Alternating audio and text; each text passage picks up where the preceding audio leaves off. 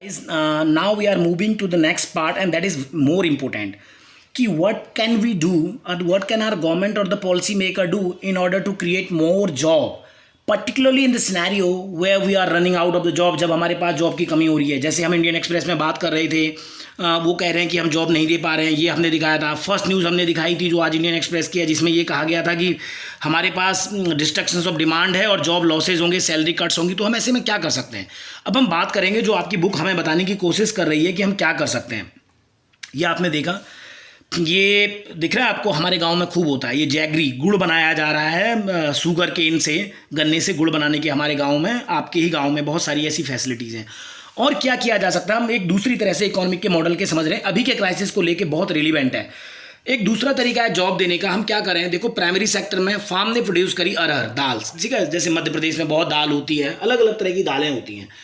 दाल को प्रोड्यूस करने के बाद भी अब आप अगर ये प्राइमरी सेक्टर में आपने दाल प्रोड्यूस करी, अगर यहाँ पे आप इंडस्ट्रियल और सर्विस सेक्टर को ला दें रूरल एरियाज़ में, गांधी का अगर आप स्वराज पढ़ेंगे या हिंद स्वराज, तो उसमें उन्होंने कहा है कि हमें गाँवों को सेल्फ सस्टेन बनाना है. गाँवों से लोग शहरों में इसलिए नहीं जाते हैं कि उन्हें शौक है, इसलिए जाते हैं कि उनकी फैसिलिटीज़ नहीं मिल पाती है. तो हम क्या करते हैं, अरहर की हमने एक दाल लगा दी यहाँ पे, दाल मिल. ये दाल मिल क्या करती है, ये प्राइमरी सेक्टर्स ने दाल प्रोड्यूस करी, सेकेंडरी सेक्टर की आपकी ये इंडस्ट्री और सर्विस सेक्टर आ गया, इसने दाल खरीदी, प्रोड्यूस प्रोक्योर करी, प्रोसेस, उसके बाद उसको दाल को तोड़ा मशीन में, और उसके बाद उसको पैकेजिंग करा.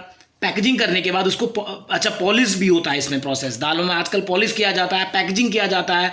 ये सारी चीज़ें करने के बाद दाल के पैकेट बन गए. जो दाल के पैकेट आजकल आपको आंगनबाड़ी केंद्र के गवर्नमेंट पब्लिक डिस्ट्रीब्यूशन सिस्टम के थ्रू मिल रहे होंगे, याद होगा आपको. उसके लिए वो फार्मर नहीं कर पाता वो, क्योंकि उसकी एक्सपर्टीज़ भी नहीं है और वो कर भी नहीं सकता. तो अगर हम दाल मिल को वहीं गाँव में लगा लें, उससे क्या होगा, इस दाल को हम नियर बाई सिटीज़ में भेजें तो हमें स्टोर हाउस बनाना, लेबर, ट्रांसपोर्टेशन, हमारे पास जॉब की अपॉर्चुनिटी हुई. और कुछ एक लोग जो एग्रीकल्चर में ज़्यादा थे वो हमारे उस इंडस्ट्री सेक्टर में दाल की मिल में चले गए. एक और एग्जांपल देखते हैं, हम कोल्ड स्टोरेज कर सकते हैं. अलग अलग रिसर्च बताती है इंडिया में 40% आपका जो फ्रूट्स हैं, वेजिटेबल्स हैं, और अभी तो बहुत ज़्यादा बर्बाद हो रहे हैं. फ्रूट्स, वेजिटेबल्स और जो आपका फूड ग्रेन्स है वो बर्बाद हो जाता है. क्यों? क्योंकि हमारे पास स्टोरेज कैपेसिटीज़ नहीं है. फार्मर सीधे खेत से कहाँ ले जाता है, उसको मार्केट में बेचने, और उस समय मार्केट में कॉस्ट नहीं मिलती. जिस समय पोटैटो बेचे जा रहे थे, अभी वो 3 रुपीज़ 4 रुपीज़ के केजीज या 6 रुपीज़ के जी किसान फार्म खेत पे बेच रहा था, लेकिन आज उस पोटैटो की मार्केट में कीमत 20 रुपीज़ है. तो अगर फार्मर के पास कोल्ड स्टोर, जैसे हमारी नानकबंदा में, कहीं से सीखेड़ा में खुला हुआ है, यहाँ आगे जाओगे तो चीका घाट एक जगह, वहाँ कोल्ड स्टोरेज हैं. अगर हम कोल्ड स्टोर करें तो हम क्या कर सकते हैं, तो किसान अपने जो प्रोड्यूस करेगा प्राइमरी सेक्टर का फार्मर, वो कोल्ड स्टोरेज जो कि सर्विस सेक्टर का है उसमें अपने प्रोडक्ट को स्टोर करेगा. जब मार्केट में अच्छी कीमत होगी तब उसको बेच देगा. जैसे मटर के केस में भी आपने देखा है, मटर बहुत फ्रेजाइल है, वो नहीं रखा जा सकता है. ओके. तीसरा एक हनी बी, शहद की मक्खी है, शहद की जो मक्खियाँ होती हैं, आपने देखा है हनी बी, आप उसकी प्रोसेस यूनिट लगा सकते हैं. जैसे हमारे यहाँ खेती खान वाले एरियाज़ में बहुत सारी मिल जाएंगी आपको, वहाँ पिकल बनाया जाता है, अचार. तो ये आप हनी फैक्ट्री लगा सकते हैं, तो वहाँ पे भी आप प्रोसेस कर सकते हैं. तो फार्म का जो प्रोडक्शंस है उसके बाद लोगों को रोज़गार मिलेगा.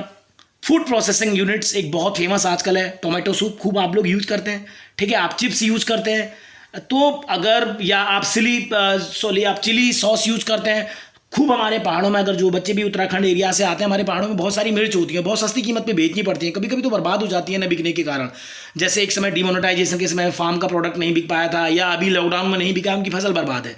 अगर गाँव में ही कोई प्रोसेस इंडस्ट्री लगा दी जाए जहाँ टोमेटो के को सूप में कन्वर्ट कर दिया जाए, टोमेटो सूप या चिली सूप, तो उससे क्या होगा आपका, या सॉस में कन्वर्ट कर दिया जाए, तो उससे आपका होगा कि जॉब क्रिएशंस आपका हो सकता है. एक बहुत इंपॉर्टेंट पॉइंट आपकी बुक कहती है कि अभी हमारे देश में ये बहुत ज़रूरी है. प्लानिंग कमीशंस की पुरानी स्टडीज़ है, लेकिन ये स्टडीज़ अगर आप सफ़र या अदर ऑर्गेनाइजेशन की स्टडी देंगे, 20 लाख जॉब हैं वो सिर्फ और सिर्फ एजुकेशन सेक्टर में है. अब देखिए, भारत के बहुत सारे बच्चे स्कूल नहीं जा पाते हैं, ठीक है, वो इसको ये study conduct by the planning commission estimated nearly 20 lakh job can be created in the education sector alone. तो ये जॉब क्यों नहीं दी जानी चाहिए लोगों को, जिससे क्या होगा कि जो बच्चे स्कूल में नहीं जा पा रहे हैं, जो चाइल्ड लेबर के रूप में जा रहे हैं, उनको भेजा जाए, तो यहाँ आप जॉब दे सकते हैं. तीसरा, ऐसे ही हेल्थ सेक्टर में है, आशा के रूप में आपने कुछ काम किया गया है. इसी तरह से कुछ एक इस तरह का कोर्स जो डॉक्टर की तरह का कोर्स ना हो, कुछ एक मिडवेटरी कोर्स, ब्रिक कोर्स, कुछ एक ऐसा लगाया जाए जिससे कि हम उन लोगों को जॉब दे सकें. इसी तरह से हम और भी टूरिज्म या और भी सारे सेक्टर कर सकते हैं.